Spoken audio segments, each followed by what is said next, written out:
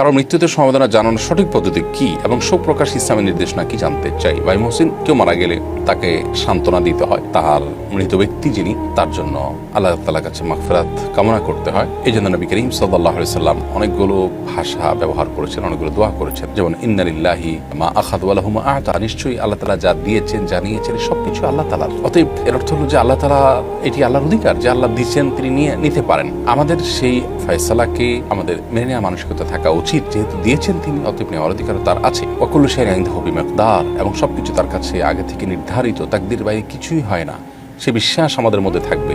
এটি মৃত ব্যক্তির আত্মীয় স্বজন যারা আছেন, যারা প্রিয়জনকে হারিয়েছেন, তাদেরকে বলার মাধ্যমে তারা সান্ত্বনা লাভ করবে এবং তার জন্য দোয়া করতে হয়। যে কোনো ভাষার মধ্যে দোয়া করতে পারেন, আল্লাহ তাকে মাফ করে দিন, আল্লাহুম্মা আগফিরলাহু ওয়ারহামহু ওয়াআফিহি ওয়াআফি আনহু, আল্লাহ তাকে ক্ষমা করে দিন, রহম করুন তার প্রতি। এভাবে আপনি দোয়া করবেন।